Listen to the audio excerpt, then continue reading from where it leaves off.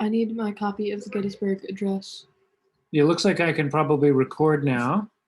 It is recording now. It just should automatically, right? I don't see No one else is on any here. other Let participants. me go get my copy of the Gettysburg It's Address. the link. There they There are. we go. Okay. Sorry about that, guys. Hello! All We're right. gonna do all this other stuff that's now open. Just a second, so we have a clean machine. Liam Beans. Hello, Tim.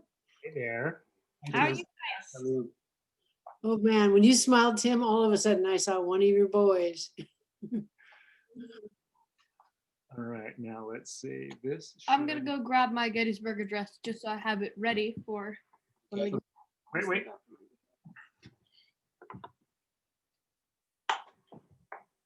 How's the day been, Mom and Dad?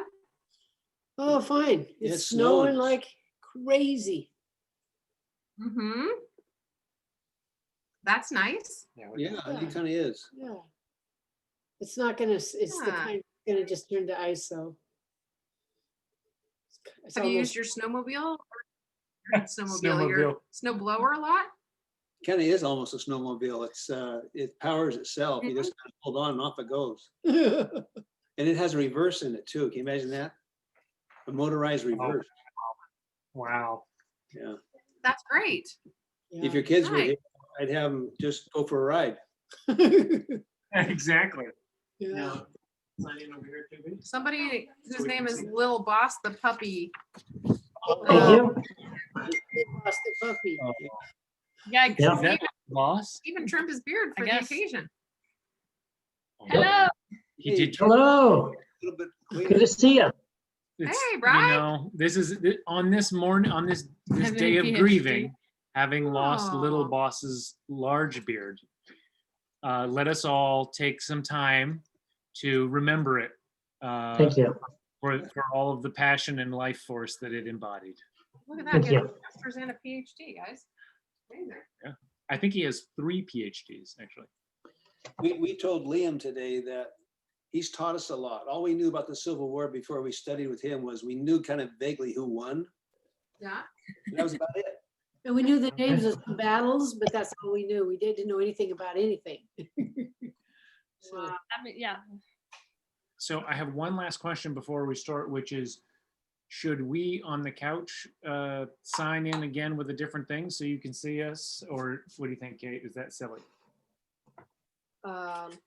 Just let Liam I do think it so we this- don't. Does this feel good, Mom and Dad and Brian? You can see, You'll be able what to do see you see on Liam. your end? You You- see Liam and his we slide? see- yeah, we see Liam. I see you're thinking maybe the rest of you could be someplace where we could see all of Oh. you, the other 3 easily.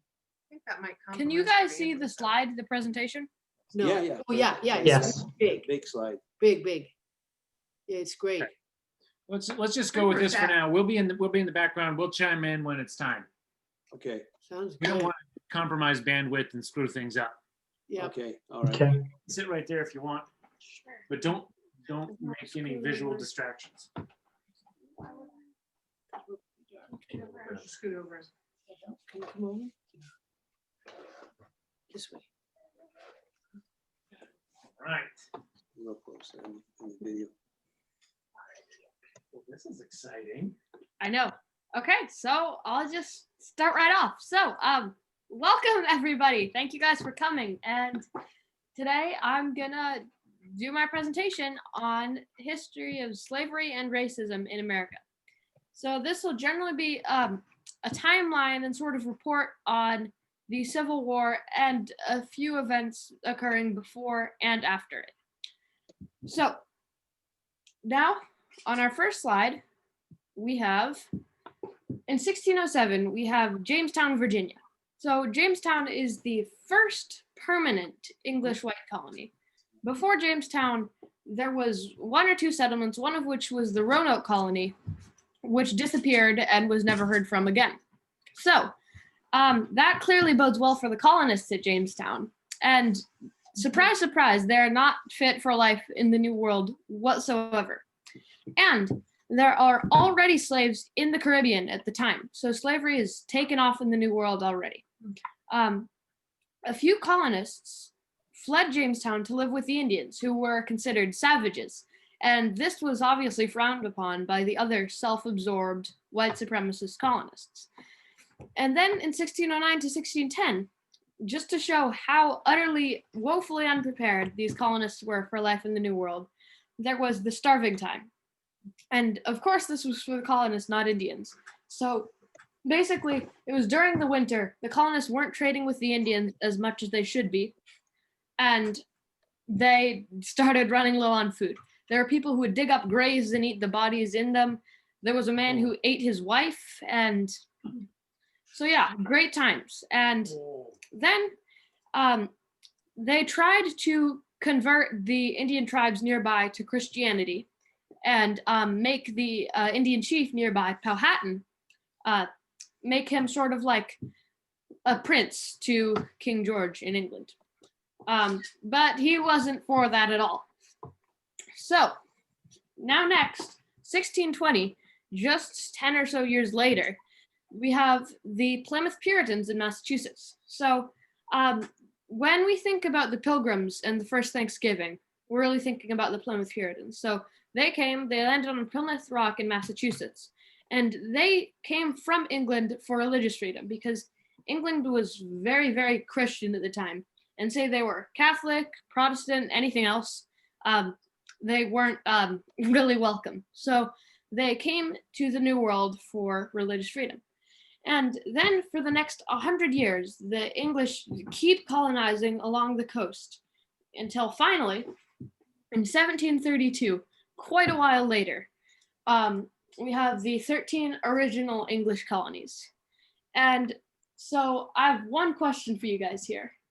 And that is, why is the state of Maine not shown here? It's often overlooked because there's not a lot of people who live there and no one really cares about it. I wish I could say yes, but I don't, and no. No, that's the state of existence now. Is it part of Massachusetts or Canada? At the time, Maine was basically part of Massachusetts. Here on this map, it is not shown, but eventually it becomes part of the Massachusetts colony.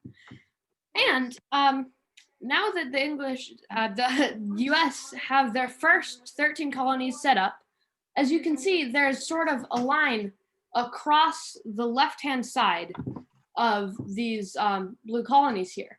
And that line is the line of the Appalachian Mountains. So the colonists promised the Indians not to go west of the Appalachians. They said they'd stop here and leave the rest of the land to them. But as you know now, we have very much crossed the Appalachians. So we'll see how that goes. Now, in 1775 to 1783, we have the American Revolution. So the American Revolution happened because of a bunch of different reasons, which Reed will tell you all about in his presentation.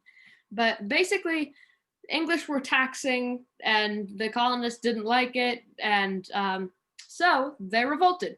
And in July 4th, 1776, the Declaration of Independence was drafted, stating that all men are created equal.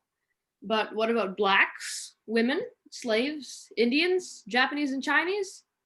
And finally, at the end of the Revolution, there was the Battle of Yorktown, the final battle of the war, and the surrender of the British in 1781. Next, in 1803, once again, quite a while later, we have Thomas Jefferson as president and the Louisiana Purchase and westward expansion. So Lewis and Clark were exploring the Louisiana Purchase here. And the Louisiana Purchase is often considered one of the greatest trade deals in history. And it was 828,000 square miles. And of course, as we know, the Americans had promised this land to the Indians. But too bad for them, finders keepers.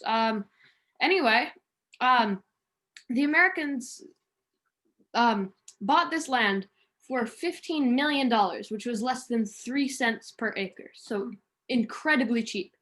And the French were willing to sell this land to the Americans because Napoleon was running around conquering everywhere and going pretty broke. So he needed money and he was willing to go really low for it. So the Louisiana Purchase is also named after King Louis and Queen Anna. So, in 1807, so just a little while later, there is the Slave Trade Act, which basically prohibits new slaves from being shipped from Africa to the United States. So this law is sort of like a compromise between pro-slavery people and abolitionists. And basically, as you can see in the picture there, this picture is quite accurate. People were packed tight, and like it says, there were only 3 feet and 3 inches for them to sit crammed in the bottom of the deck for up to 2 months of voyages. And many slaves on the voyages, if they were allowed up, they would jump off of the side of the boat and drown themselves. Next, in 1820, we have the Missouri and Maine Compromise. So basically, at the time, there were a balance of slave and free states. So the free states up top in blue, and the slave states are down in red. And as you can see, Missouri in yellow is the debated territory, because the Union, or the free states at the time, were like, well, we want this to be a free state. And the slave states were like, no, this is ours, because at the time they had a balance in the government. No one held more power. So there was a huge debate over this. And finally, they decided to put Missouri into the Union as a slave state, while adding Maine, which was a part of Massachusetts, bring that into the Union as a free state. Wait a minute, was Missouri a free or a slave? Slave state. Missouri was a slave state, Maine was a free state. And now, in 1850, we have the Fugitive Slave Act. So this act basically allows white slavers to claim any black person they see. And the black person, whether free or runaway, has no right to defend themselves in court. So whether they're free or not, they can't say. And if a judge proclaims that the slave is free, he's given $5. If he declares the black person to be a slave, he gets 10. So this is a huge conflict of interest. Just shows the kind of bias and bribery that was that whole time, because the whole country was divided. Now, in 1857, we have the Dred Scott decision. And as it says here, it says slaves are not citizens. So once this black man, Dred Scott, who was a slave under his dead master's wife, had been living in the North with his master's wife for quite a long time now. And so finally he was like, well, I've been living in a free state for so long, I should be free. So he tried to sue for his freedom. And finally, after like years, his case was brought in front of the Supreme Court. And basically the Chief Justice at the time, who was a strong supporter of Southern rights and slavery, thought, well, this is my big chance. I'm getting old, so let's strike a blow for the South. And so he decided that since he was property, he could not sue and had no right to bring his case to court anyway. Finally, in 1858, just the next year, we have the Lincoln-Douglas debates. So basically, before Lincoln was well known, he tried running for Senate once, and he went against Stephen, or the little giant, Douglas. So Lincoln, as we know, was huge, really tall, and little Douglas was short, stout, but had a ton of control in government. So Douglas beat Lincoln in the Senate, and for a while, Lincoln dropped out of politics. He wasn't really a big voice. But once the presidential elections rolled around, people started to see the appeal in Lincoln, and they elected him for the Republican candidate. And at the time, Republican basically means non-supporting of slavery, and Democrats were the slavers. So Douglas was projected to win, but it was because of these 12 debates, which happened all over the place, that set the South against Abe Lincoln, because he was really freely expressing his vehement hatred toward the institution of slavery.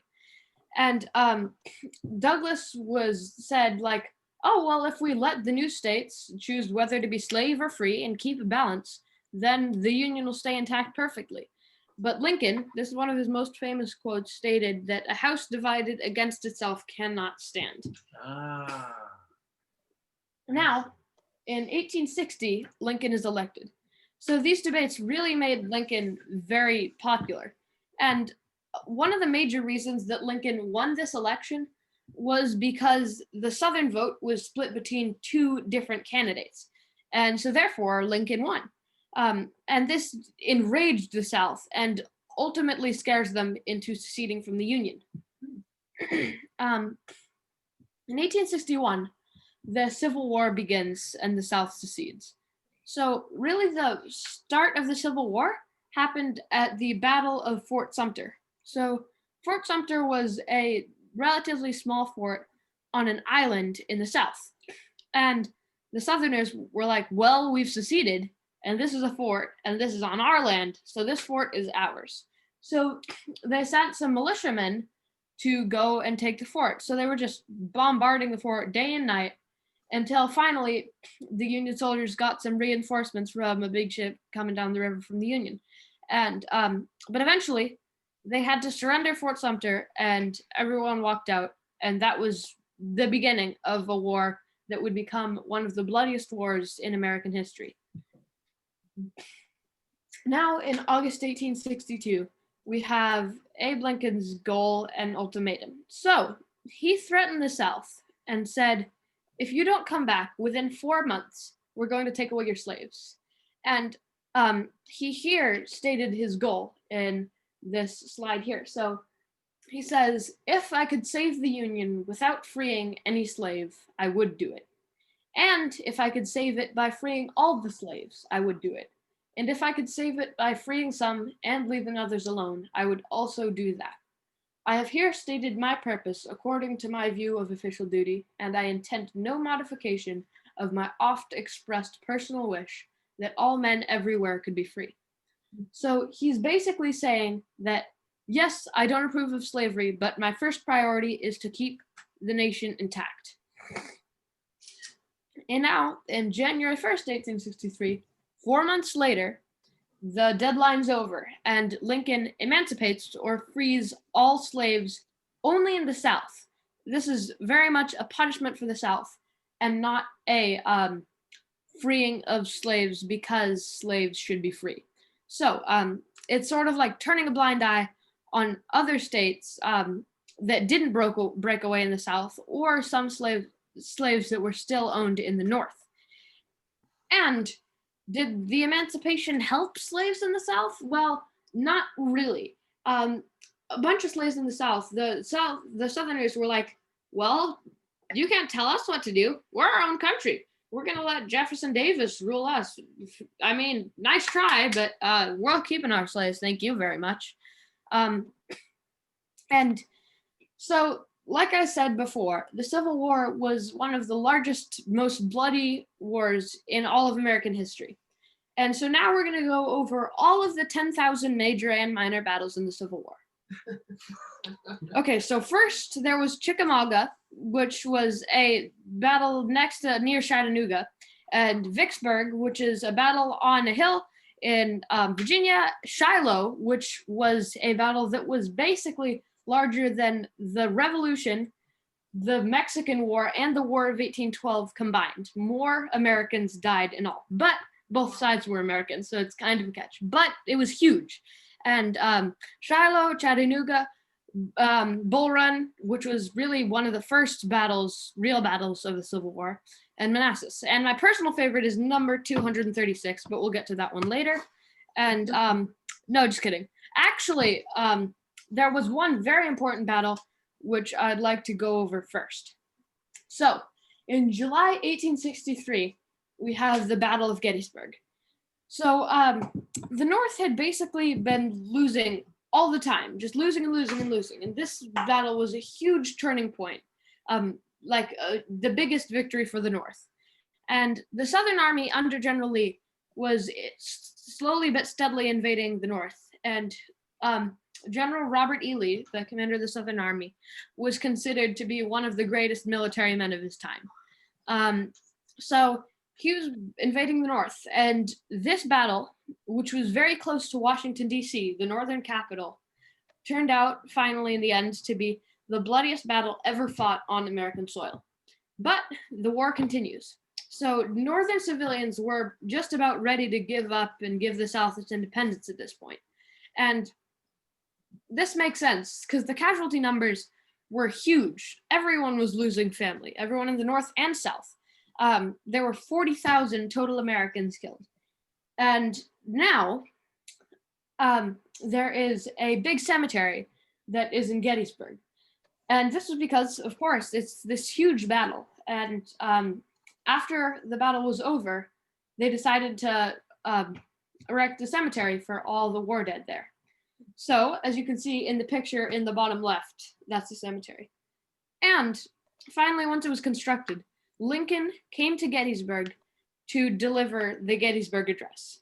And now I will recite that for you. But before we can continue, when Lincoln came to Gettysburg, he was not the major speaker, as many people think nowadays.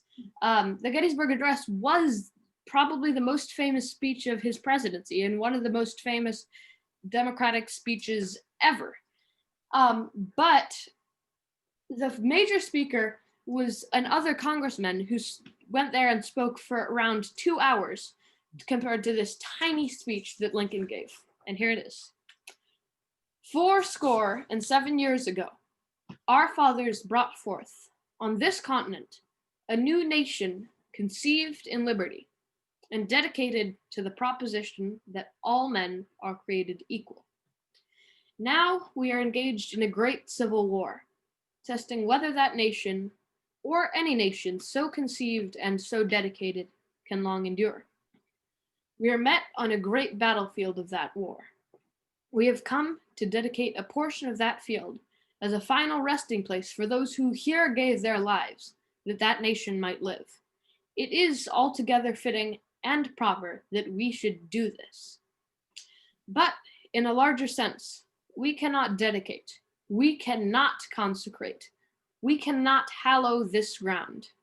The brave men, living and dead, who struggled here, have consecrated it far above our poor power to add or detract. The world will little note, nor long remember what we say here, but it can never forget what they did here.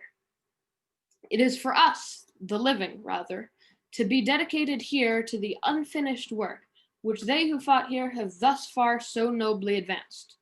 That we here it is for us to be here dedicated to the great task remaining before us, that from these honored dead, we take increased devotion to that cause which they gave the last full measure of devotion.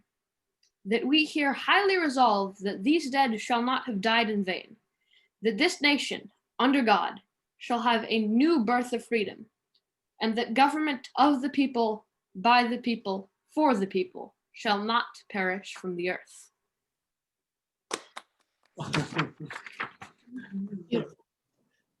All right. And now, next, after Gettysburg, which again was this massive turning point in the war, we have the eventual victory of the North. So this came about in two major ways in Northern Army strategy. So the Northern Army was divided under two generals, Ulysses S. Grant, who was the big general of the entire northern side of the Civil War, and William Tecumseh Sherman, who is generally one of the most hated people in the South to this day. And so these were two relatively different generals. So both of them were undoubtedly extremely fearless. Grant was always on the offensive, never taking time to think how his enemy was doing things. And William Tecumseh Sherman is famous for his march to the sea.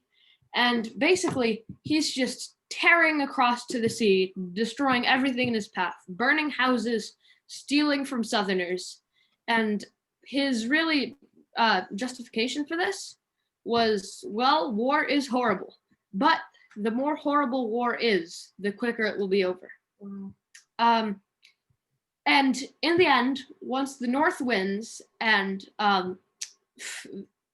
Richmond in Virginia is captured by the North, the Confederacy loses slaves, but people in the North and people in slave states who didn't secede can still keep slaves. So this is not the end of slavery yet, as many people think. So then, in December 1865, we have the 13th Amendment, which abolishes slavery everywhere. But this is hardly the end. And we have to wonder, what is the effect of defeat for the South? Basically, the South's economy is devastated because it was so reliant on this free labor that it's really hard to support. Whereas the North's economy is barely affected at all because they were reliant on factories with hired workers, and they could work fine on just that. And whatever happens to the millions of slaves? So basically, a lot of slaves didn't have anywhere to go, but a ton of them, around 200,000 slaves, went north and started jobs and stuff.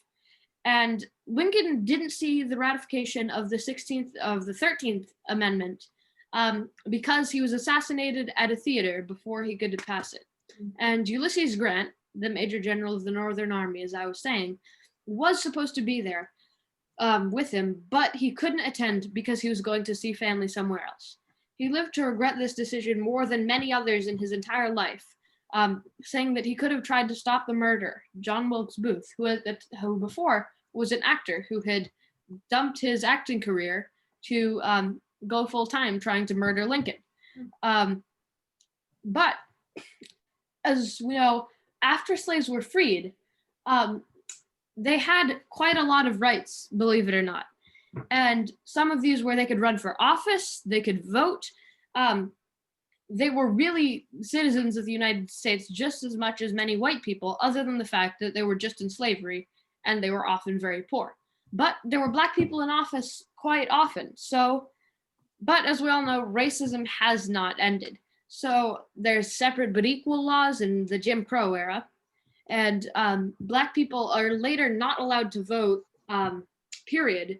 And before that, the South was like, well, now that the Blacks were free, we still want to be better than them. So let's take away their control in government. And so they invented stuff like literacy tests and other types of voter suppression. And of course, these issues still continue to today with stuff like police violence and George Floyd. And finally, of course, racism is not over, and many of these issues are still relevant today. And now I would like to ask you if you guys have any questions. Yes, Reed? Nice job. No, I'm. Nice job, man. Thank That you. was awesome. Yeah. Thanks. What happened to Ulysses Grant after the war? Did he do much? So after the war, yes, he did. He eventually became the president of the United States for a little while. And he had really no experience in politics and had a unfortunate habit of appointing old army friends to political offices. And Rita, have you had a question too? Let you pick a Okay, good one. go ahead. Wow. Reed's got probably 12 questions written up here. Reed's been taking notes Jesus. over here. They're extensive notes. They're much longer than my notes in many meetings. Good for him. Okay, Good, so man. green on the map, on the America map, back where it says like south. Oh yeah. Wait, I was wondering let that me too. see. I will go to that slide. Tell me which one. This one? Yeah. Okay, so this green stuff is the new Louisiana Territory. The blue is the Free States. The dark blue is the Free States. I'm not sure what the light blue is.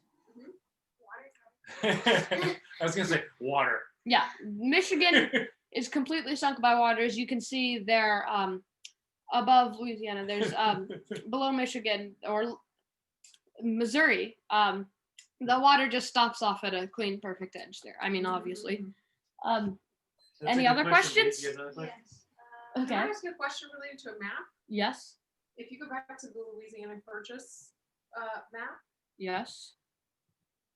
I noticed that if that map held, then Waterton would be part That's of, what I was saying. Uh-huh. That's what I the was. US. I had noticed that when we were making the slides, and I have no idea, but I imagine it was eventually taken Yeah. back by the French or something, and then became part of Canada.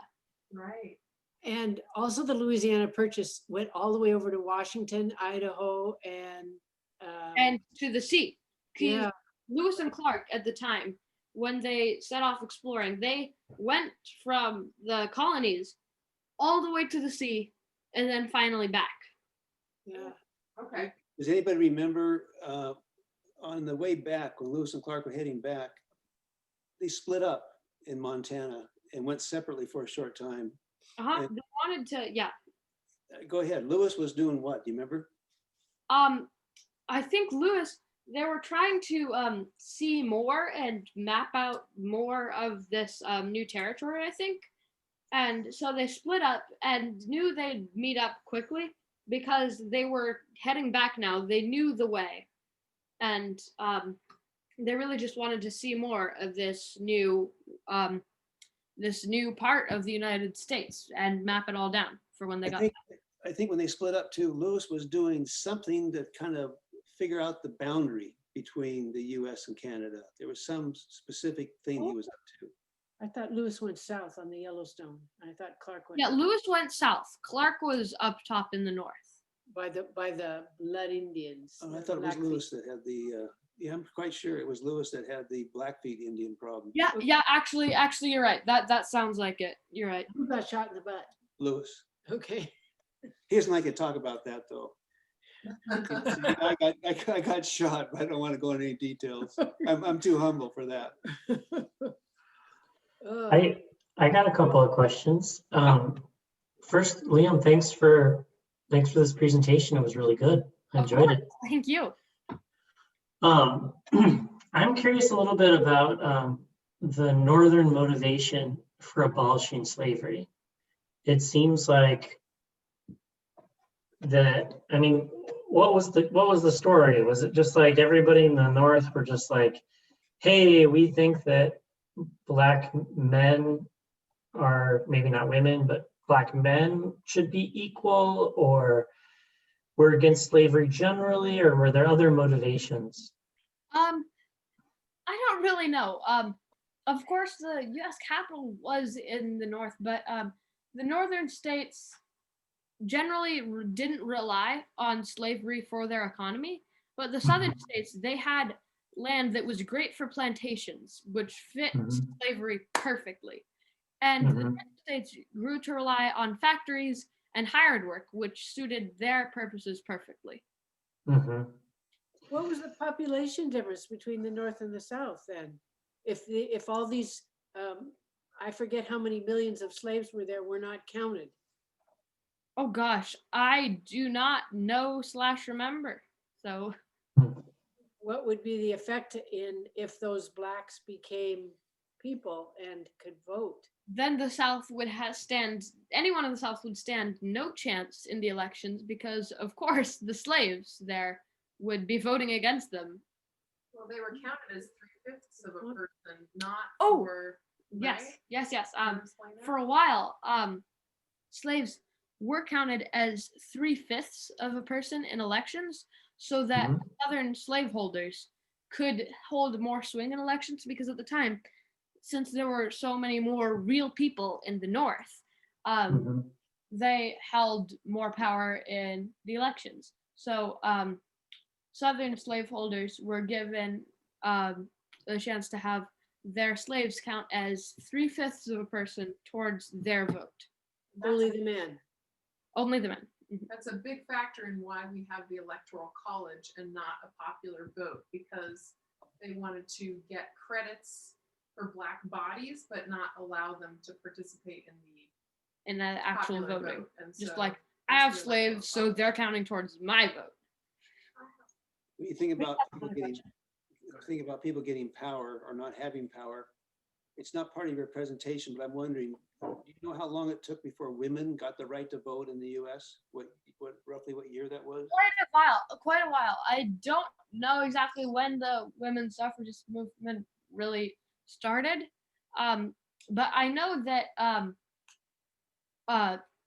what's her name? Harry Tubman? Yes, Harriet Tubman was a big Underground Railroad conductor. She also, during the war, had this quest where she went out into the South, burned a bunch of Southern Fortification, where they kept storehouses, weapons. Yeah. storehouses for weapons and food and everything else, and freed tons of slaves and got away on a boat. And she was named General Tubman after that. Awesome. And she also apparently helped and contributed in the suffragists movement. So it couldn't have been too long after. I think it was about, I think they celebrated the 100th anniversary just a short time ago. I think it was about 1919. Got it. Reed So has that it. was about 100 years, 100 and more years after The Civil War. the Civil War. 100. Rick has a question that he'd like to ask now. Well, yeah, 1919. The Civil War ended in 1865. I think. Oh, A small question in the picture that has Douglas and Abraham Lincoln. You Yes. said that Abraham Lincoln is a big guy, but they're the exact same height. Yeah, they are. They look like they are the same height in that picture. Abraham Lincoln is a really tall dude. He was probably like standing lower, so their heads were like level, or whatever. But Standing on his feet. Combination of two pictures. Dude. yeah. So Douglas was short, and Lincoln was very tall. Do you want to? Was there another Douglas guy in that era that was famous? Yes, and Sal and O'da for a while, or at least Sal was had here where it says Lincoln Douglas, Lincoln and Stephen Douglas debates, because at the time there was another really famous guy with the last name Douglas, and his Douglas was spelled with a double S, and that was Frederick Douglass, who was one of the biggest abolitionists at the time, and he spoke out. what was his race?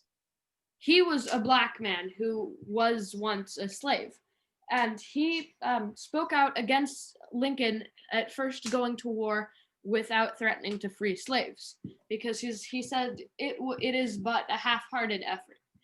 And he eventually convinced Lincoln and got hold of him and got him to pass stuff like the 13th Amendment. And so, yeah, that's Frederick Douglass. You know, tell your brother, because I thought it was shocking about why Douglas went to visit Lincoln. What was his points about black soldiers? Oh, yes, this is Frederick Douglass, and he said that black soldiers should be able to enlist in the military and fight for either side, but probably the North, and be paid as much as Northern soldiers. So eventually, black soldiers, once the North started losing quite a lot, they were allowed to join the military, but they were never given equal pay.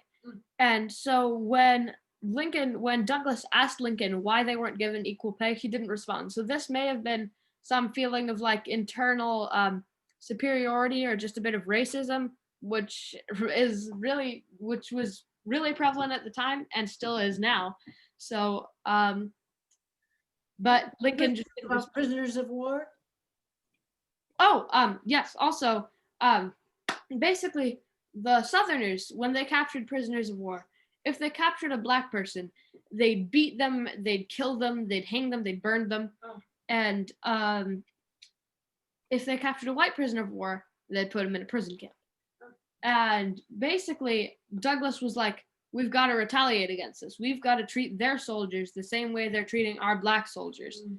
And Lincoln, who was a very like internally fair person, which may not have been to his benefit or to the benefit of the black people in this case, said, well, if we could punish those who are committing these crimes we can do it, but we cannot go against the whole of the Southern Army as a whole because it's not all their fault. So yeah.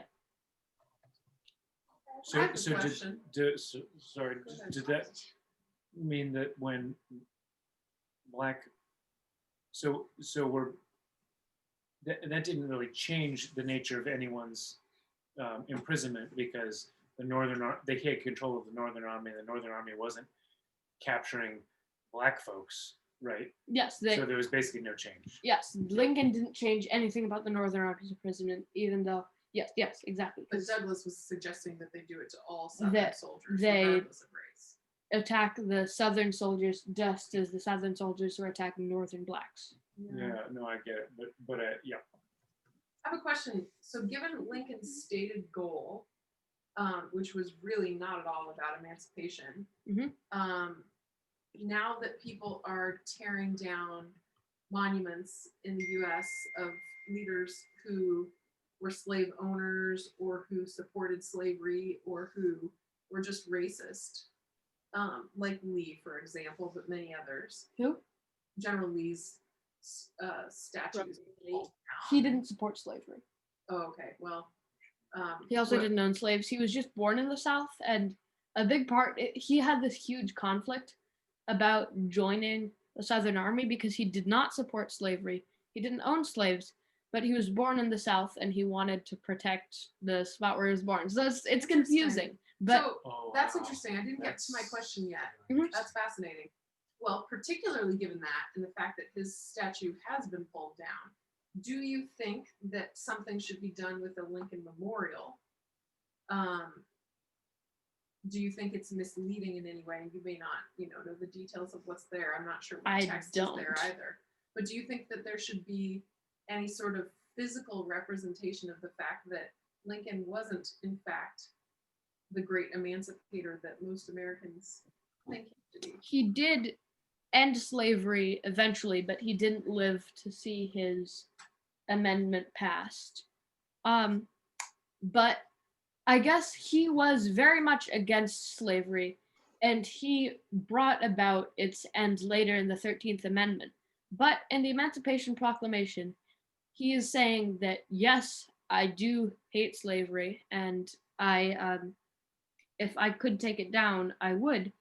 But my first priority is to keep the Union intact. Mm-hmm. But I don't know. That's a good response. I think that's a perfect Yeah, response. well done. I mean, he morally was personally against it, but he said, I'm not going to press that on you guys, except that in order to save the Union, the only way I can push it on you is to emancipate the slaves. I think his thinking also evolved a bit over time. It very much did, because finally stuff like Frederick Douglass talking to him got him. And speaking of which, when Douglass wanted to speak to Lincoln, he got to the White House on this day, and the guards out there, like anyone was allowed to really walk into the White House at the time and just talk to Lincoln. Hobos on the street, just people. There was one guy who was like, no one knew who he was. He just walked up to Lincoln and said, I'd like to be appointed the Secretary of something. yeah, some big position of the government. And Lincoln was like, sorry, that spot's taken. And he was like, okay, well then could I have $5? So yeah.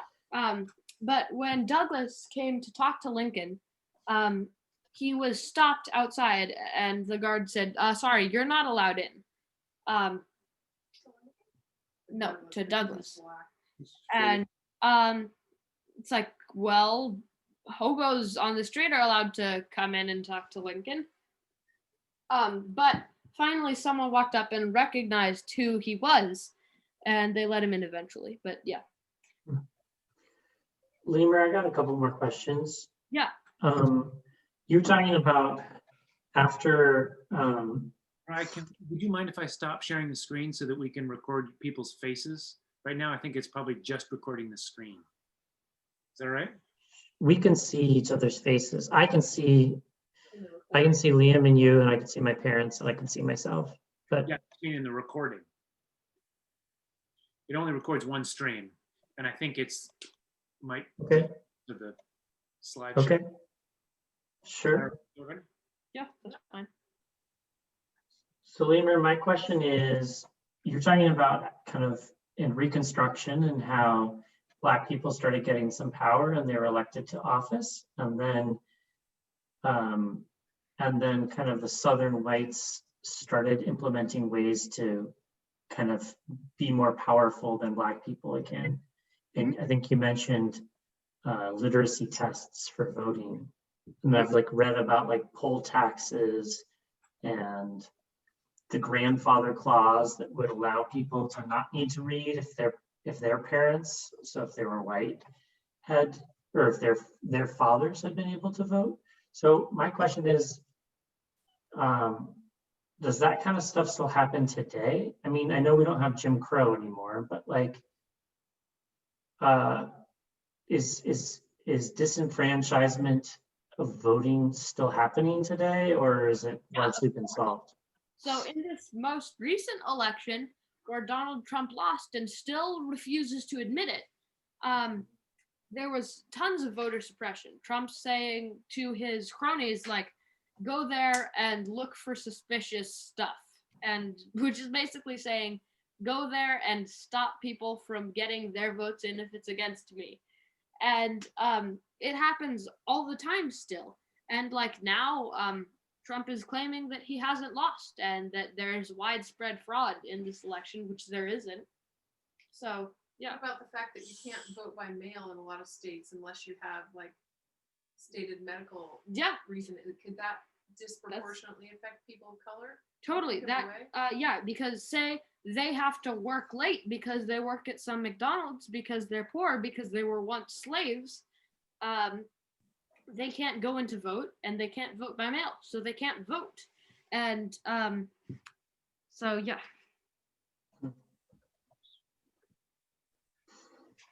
Well, I have more questions, but I want to make sure that everybody gets kind of equal chance.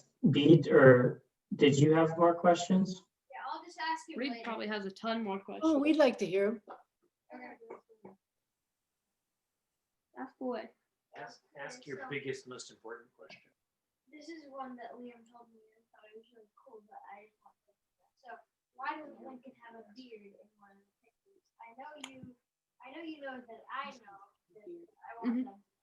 Cool. Say it again. Totally. So if you guys didn't hear that, Reed was asking why Lincoln has a beard later in life and did not earlier. So you can't see the slides anymore, but in the Stephen Douglas debates picture, Lincoln's face is clean. There's nothing there.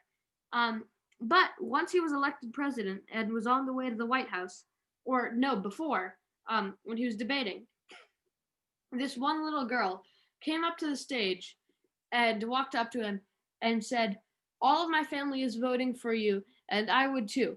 But if you grew a beard or grew some whiskers, I think you'd be more likely to win.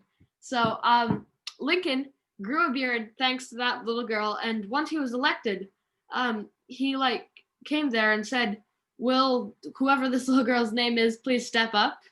And she was like, she come up and felt his beard, and he said, thank you. I thought it was a great idea. So yeah.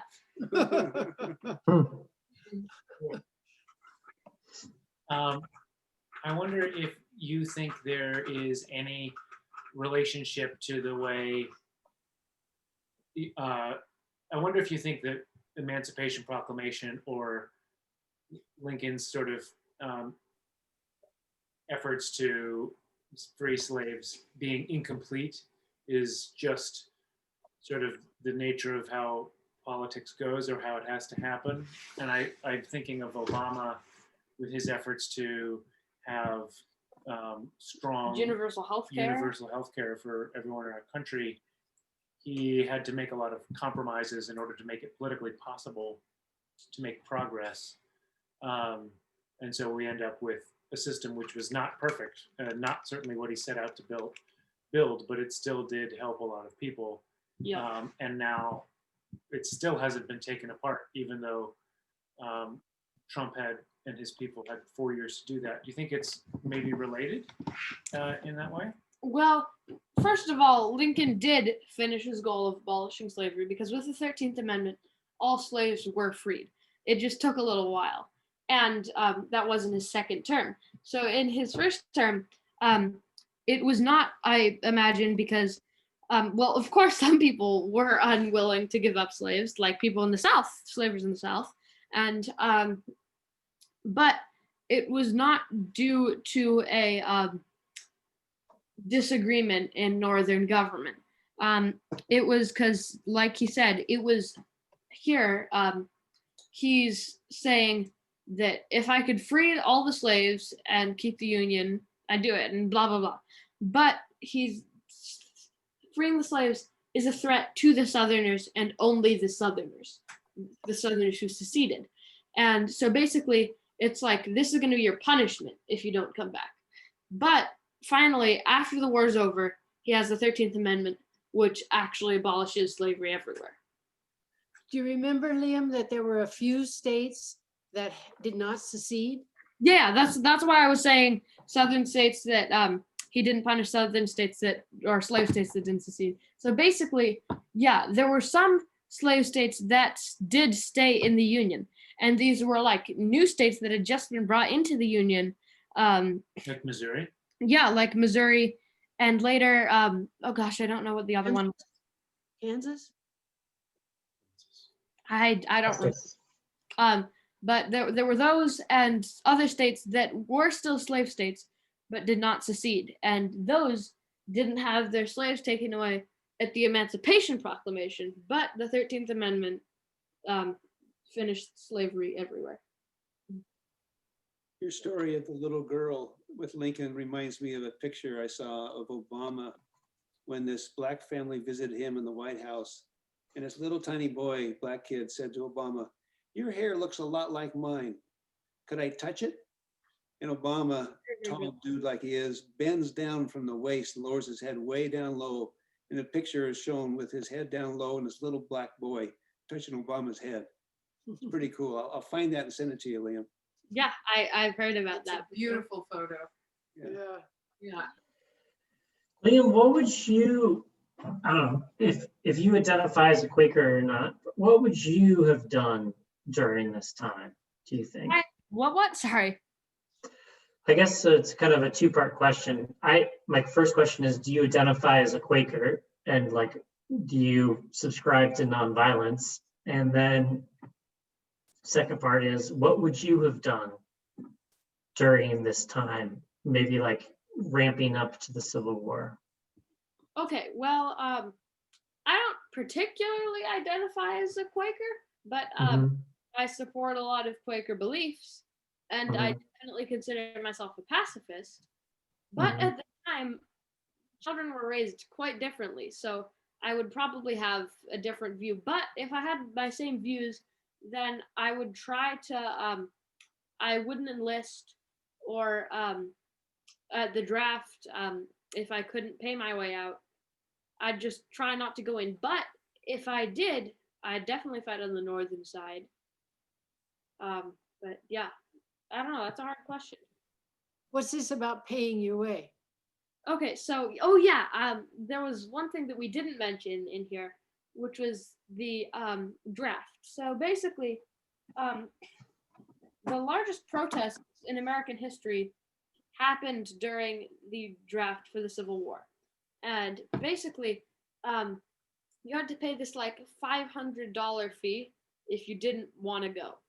And so basically it was a rich man's war, a poor man's fight, as they said at the time. And there were these huge riots in New York. People were burning down buildings and like, it was crazy. And so, yeah. Wow. You probably couldn't have paid your way out of it. Probably not. You'd have to be really rich. What if you were Abraham Lincoln? Oh, and how the would I have South handled the and war? the South secedes. What do you do? Oh God, I mean, I'm not an adult yet, so I don't know. I'd probably ask you guys what to do, and then I'd do that. I've got two versions of ways that I'd like you to think about and tell me what you think about the two of them. Mhm. One is you go ahead and have what becomes the Civil War. Mhm. You try to keep the Union. So Lincoln is famous because he kept the United States together and undid the secession by beating the South militarily. Mhm. Do you think that, and then another one is a different approach, which might have been a political loser at the time, but is to say, okay, you secede. You're your own country. You have slaves and we don't. What do you think would be better then? What do you think would be better for a situation now? What do you think would be better for people's lives overall over the course of history? Well, I imagine racism now would be much more relevant because slavery would still be a problem, or would it be a much, much more recent problem if the southern states were allowed to become their own country and keep slavery. But you were saying whether that's a political loser at the time. It really was not. So people in the North liked Lincoln, and he didn't like slavery, and they didn't like slavery either because they're in the North, and that was just their general outlook on things. But once people started going to war, everyone was saying, just quit the war. Robert E. Lee is destroying us, and we stand no chance. He's the greatest military leader of the time, and just let them secede. Let them keep their slaves. We aren't sending our family in to get slaughtered. So it was not really a political loser at the time. But at first, before the Civil War, everyone thought it would be like really quick, 1 or 2 battles, and the North would beat the South. When you mentioned the 13th Amendment, Liam, I'm thinking amending the Constitution is a pretty big deal. It requires the House and the Senate to approve it, and then requires certain percentage of the states to approve it. Did the South have any say about this 13th Amendment? So in the 13th Amendment, when it was made, that was after the South was forced to come back to the Union. And of course, when you try to make an amendment to the Constitution, you have to get a certain percentage of the states to approve it. But Lincoln didn't allow the southern states to vote whether they wanted it or not. And so basically it was just a guarantee, like, yeah, we're amending the Constitution and you don't have any say in it. Wow. Why did we have the Missouri Compromise? Why did the North want to have a balance of free states and slave states? Because the North and South had two very differing political opinions just based on where they were and how they lived. So it's sort of like keeping a balance between two parties in a system. So like, say states now were divided in Democrat and Republican, you'd want an equal amount of each, because otherwise one would hold too much power in the government. And so that's the same, because people who were slavers or just Southerners really tended to have different political views than Northerners. So it's about just keeping a balance in the government. And once these new states came in, they had to preserve that balance. So it wasn't just about the idea of we don't want to have new states with slaves, but it's we want to have some sort of balance in our political system, in the Senate and in the Congress. And if we allow Missouri to come in without dividing Massachusetts, then the balance is disproportionate. Yeah. What was Douglas's opinion about that Missouri Compromise idea? Make all the new states free. Slavery is humane. He wanted the states to be able to vote on it. Oh, yeah. Stephen Douglas or Frederick? Frederick Douglass, the abolitionist. Wow, he thought every state should vote on it. No. That was Stephen Douglas. On whether they wanted to be free or slave. Yeah, vote on it. And of course, as soon as he did that, remember the rush of people into the new states Uh-huh. to try to kick the balance. To their side. No Yeah. kidding. Yeah. Wow. Hmm. Wow. I am Yeah. totally impressed by everything that the three of you guys have learned This is so cool. in terms of all of this history. So much of it I don't know. I know. Thanks. Dreams, I'm curious if you think that Lincoln's stated goal and ultimatum is a run-on sentence or a really nice study in the use of a semicolon. Oh, Look at it. It's a single sentence. It has an ellipsis, but still. Multiple semicolons. yeah, let's see. What do you And think also, in terms of style? it looks like, just, well, Sal and O'da can't see Do you want to this. share screen for a second? Yeah. So I can see Here it. we go. Share screen. Let's see. There's Share. only a single period. in that So entire chunk of here, text. It's one sentence. Yeah, and there's a ton of semicolons. Here's a dot, dot, dot. Yeah, semicolon, semicolon, Oh. semicolons everywhere. And then, in between here, modification and of, it looks like the, oh, whoops. It looks like there is no space between them. But that's just the way it was Yeah. typed. But, by It's somebody. interesting to see Yeah. how Wait, syntax also- changes with Yeah. time. Go to the beginning, Just use the arrows. all the way to the first. America used an N instead of an R. No, nope. that's beautiful. There's a little. M, you there's a go little- up and you do a bump. And then you do another bump. It's R is two like bumps. this. R is June, He June, was June. copying You his can do- mom's cursive. You can that's do not it. You perfect. can do it either way. It's supposed to be like flat. I know you can do it either way. I like doing it like an actual print R, lowercase r, which is up and then a bump. And an N would be Two bump bumps. and then a bump. An N is two bumps. See I that hear what you're saying. Liam wearing right there? The See thing how is, that N is two bumps? That's what a Yeah. cursive N looks like. so then why in the end does it have an R? Oh, the and is an R. Are you, Beat That's why get I ya. thought it. Fair. Good job, Slavery, art, racism in America. Slavery are No, racism. slavery and Yeah, racism no, in yeah. America. Yeah, No. slavery and racism in America. But that's an R. in Fine. effect. are you the same Liam Waring that had the name of Kieran in a different country? Yes, yeah. Well, Karen's still part of my name, it's the middle name, but yeah. There's a video where if you're the same kid, you're on your dad's shoulders and you're walking, he's walking you around somewhere and this man stops him in India and says, "What's the name of the kid?" And your dad says, "Kieran." In the Yeah. back. Everyone told me. Listen. Go ahead. How did you learn to do cursive writing so beautifully?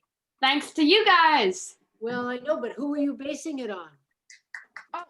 Mom showed me how to write a few of those words, but mostly you guys taught me. So I based it on Well, the Declaration of Independence, didn't you look at their handwriting? yeah, I did. And yeah, I mean, when it's zoomed up super close, you can see all the imperfections really clearly, but yeah, No, I can it's tell nice. it's pencil lined. That's nice. I like your signatures, beautiful. thanks.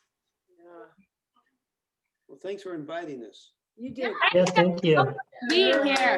Wonderful. And of course, I get to see Reed's next Wednesday, I This think. is such an impressive amount of work for all three of you. I just am amazed at how you, Sal and O'da, have been able to coordinate such a complicated and in-depth and sophisticated lesson. And Yeah. Liam Thank you guys. put together this really detailed show and have all of the presentation skills down and the notes and all of these and be able to answer questions in a thoughtful and complete way.